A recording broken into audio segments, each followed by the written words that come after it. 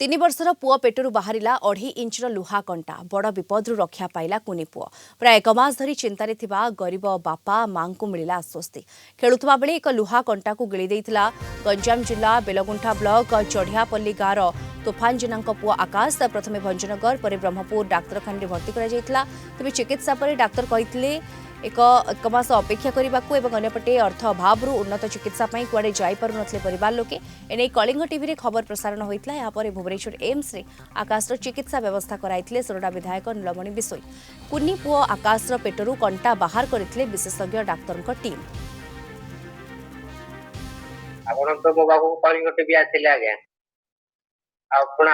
सब सुविधा योजना सुविधा सब है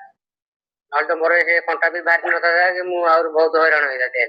आपण जो मोर सब किसी काम स्थल पाला सब पाला विधायक सब मोर खबर नहीं सब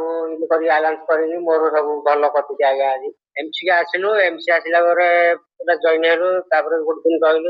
रही देखा है सब रिकॉर्ड खबर है बाहर भी कंटा भी बाहरी गला कैमेरा पूरे बाहर सारे हेले बाहर करदे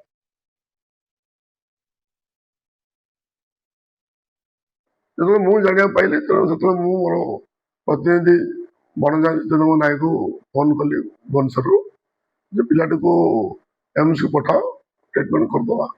तो मुझे बणजा को कही देखिए आम चेषा करें 50,000 लक्ष्य बंदे साहय पिलाटी ट्रिटमेंट कर आवश्यकता थी आम सहज हाथ बढ़ेलु पिलाटर कंटाटी गत काली पेटर बाहर जाइए सुस्थ अच्छा 2-4 दिन पर घर को फेरिए।